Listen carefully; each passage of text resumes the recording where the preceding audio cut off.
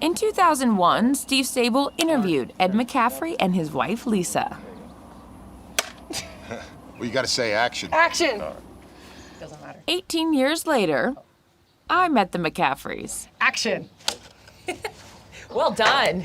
Nailed it. Thank you. Even after 18 years. I know, I still got it.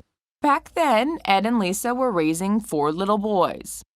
Now they have 4 grown men who all play football. Handoff up the middle, McCaffrey running free. You're probably familiar with Christian.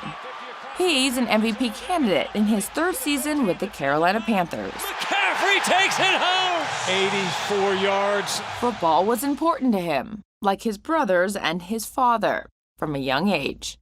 They never cared what we did. They just cared that however we did it, we did it at 100%. We did what we could to be the best, version of us, whether it was music, art.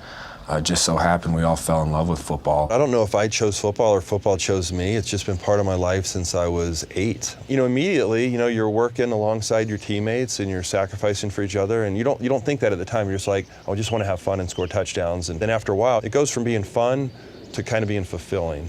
I think that's what it's about. I think that we're put on earth to work with other people to try to do great things. Ed did some great things during his 13 years in the NFL, catching 565 passes for more than 7,000 yards, scoring 55 touchdowns, and winning 3 Super Bowl rings.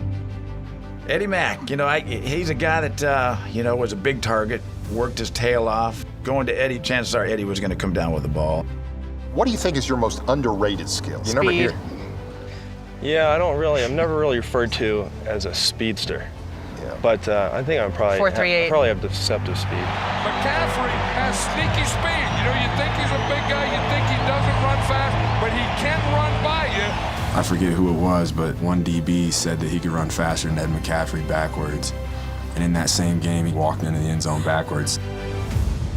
You had a lot of, I'm saying this respectfully, of course, idiosyncrasies with your jerseys and your pads and all of that. I was ahead of my time. Were you? Is that what we're Yes. calling it? Okay, explain Well, I was more what way you ahead. mean. Well, have uniforms gotten bigger and heavier or lighter and tighter? Lighter and tighter. There you go. I missed my calling. I should have been a uniform designer. He came here to Denver, and he wanted a little pair of shoulder pads. He went in the equipment room, and he found that pair of pads. He wore legit kicker pads. He still has his pads at home, and it's absurd. They're It looks like he's wearing a T-shirt. You wear shoulder pads and a helmet. A jockstrap, we'll have to assume that, right? A very large one. That's why the pads look so small. Over time, it just kept becoming a little bit of an addiction. Like I had to at least cut some of the uniform off every single game. What do you just mean? so it's a little lighter. He cuts out the back. He cuts the heel out so he can wear a size smaller. He wants to be faster. The night the before the uniform. Pro Bowl, they gave him the jersey like the day before, what he was supposed to wear, and it was this heavy jersey, heavy for him. And that night he was up till like 3 in the morning cutting out any excess material. There was like red stuff all over the floor. And the housekeeper came in the next day. She thought there was something weird going on there, like just a sea of red all over. This is what all the major apparel makers went through over like 15-year period and finally came up with the design that I originally had. Do any of your boys adopt your idiosyncrasies with the jerseys, or should I say ingenuity? They did when they were younger, because I kind of forced that on them. Yeah, he would go to Home Depot and get double-sided tape. I'm 7, 8, 9 years old, and he would tape our pads down with the double-sided tape that you use to, bring walls together. Our jerseys look, kind of janked, but looking back, I mean, that was the best thing ever. I never got jersey tackled. Even now, I watch them and think, you better not get jersey tackled, or that's on you. Yeah, that's on you. Yeah. That's his worst nightmare, Yeah. somebody to get jersey tackled. I guess he was a generation ahead.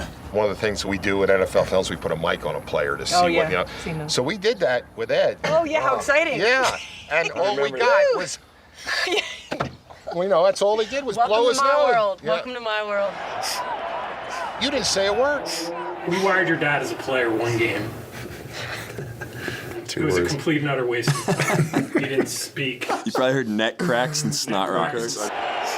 Sometimes the most powerful thing you do is not say anything. His version of playing has always been breathe, focus, explode. In between plays, breathe, you hear the play, focus, and as soon as the ball snapped, explode. When I really look back, I love watching his highlights. He played so tough, he played so hard all the time. Ed McCaffrey, he's one of the hardest workers in football. McCaffrey makes the catch. A heck of an effort. That is a football player. That's the way the game should be played. Breaks away from everybody and scores. I love watching him block. That's kind of an art nowadays that goes unnoticed.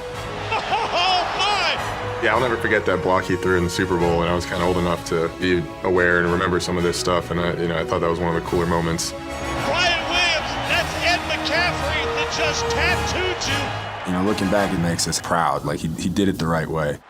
I love watching him because I feel like I move very similar to him as well, so he can teach me a lot, and I can learn a lot from watching the things he used to do. Yeah, the way Max moves, sometimes it's bizarre. They remind me a lot of each other. Max wore his father's number at Duke University and has played for several NFL teams. He recently was drafted by the DC Defenders of the new XFL. Being the oldest son, Max likely was the first to learn that in this family, Mom does play favorites. I rate them every week, who's my favorite and my least favorite. Great. Yeah. At the end of every week? Maybe even like every day. That's a day-to-day change, too. I mean, it's not a weekly thing. It's every day somebody's new favorite. I think yesterday I was a favorite. Who's your favorite this week? Right now, oh goodness, probably Dylan's been my favorite for a while. He used to be bottom of the barrel for a long time. Although he did have just got his car towed, so he might have dropped. I just remembered that. Yeah. Mm-hmm. Dylan McCaffrey is in at quarterback. Dylan is in his junior year at Michigan. He keeps it. He goes outside of the 40, going down the sideline. Touchdown, Dylan McCaffrey. Luke is a freshman quarterback at Nebraska. So that's 4 kids in 4 different parts of the country. And Ed and Lisa try to see as many games in person as possible.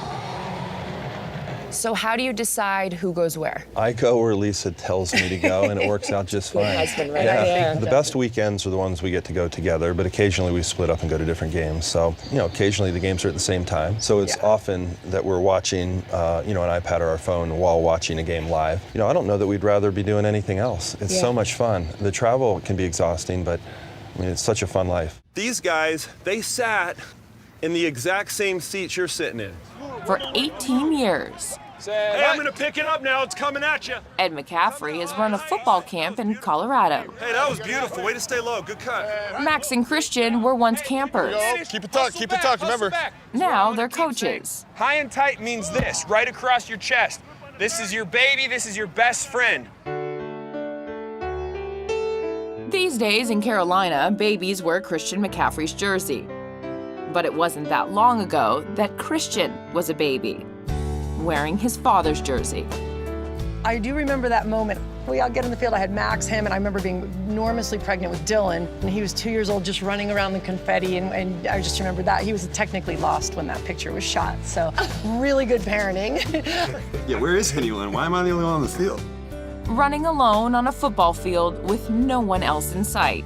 The more things change, the more they stay the same for Christian. We have that up in our house.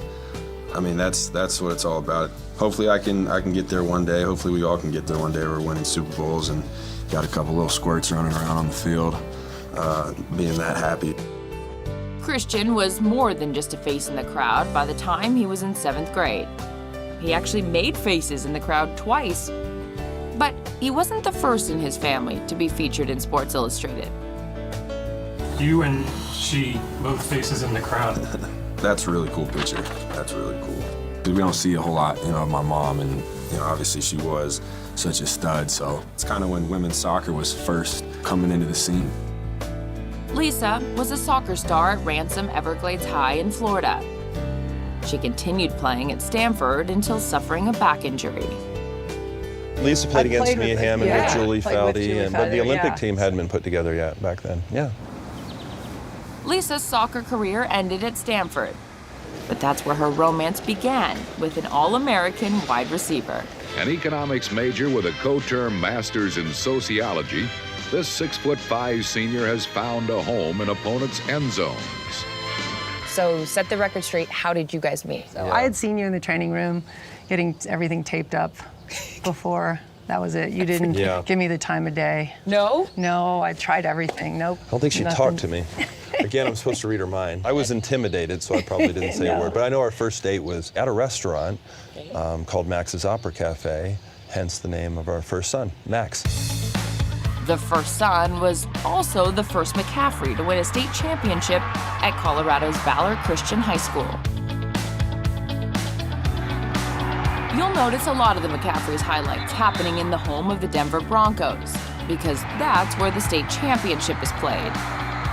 And over a 10-year span with a McCaffrey on the team, Valor won 8 state titles.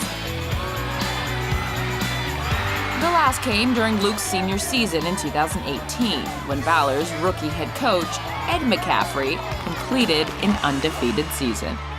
To see Luke, who's the youngest one of us, who has had to listen to a lot of the noise, and to see, you know, my dad come in and win a state championship, you know, watching just even, you know, from my phone on Friday nights or from a computer somewhere, you know, either in Charlotte at a, you know, away hotel. That was a truly like an emotional time for our whole family to watch the last one of us come through a school that we've been a part of for so long. You have so much football in your life with your boys as it is. Why did you want to add one more thing to your already hectic schedule? Well, it's what I know. I mean, we live a football life. I've played football my whole life. I love it. Coaching's the most fulfilling thing that I do. It's all about the kids. How can we help mentor them? How can we make a difference in their lives? Valor Christian's 2019 season opener was in Charlotte. Lisa made the trip, and Christian and another All-Pro teammate were able to attend. I think I can arm wrestle Luke Kuechly. Oh, you can arm wrestle him. You'll lose badly, but you could do it. Yeah, that dude's a stud. Christian graciously spent as much time making fans happy as watching the game. But what the McCaffreys did see Go. Oh, nice block. was Valor continue their winning ways. Wow. That was a Haas block. Wow. Good job, O-line. Keep it up. Are you keeping Max up to date? Max is watching. Oh, okay. I think Luke is too. The Friday night win in Charlotte was just the beginning of another long football weekend for Ed and Lisa. We're going to Michigan tomorrow, but then the game's not until 7:30. Yeah. So we have time to fly out in the morning and make it. Luke's team, our youngest is in Nebraska, they start at noon, so we're going to literally beeline off the airplane and go to some friend's house and watch that game first. Congratulations, fellas. You feared nothing. We came into a hostile environment. We traveled halfway across the country in the heat, and I saw a bunch of brothers. That was a heck of an effort.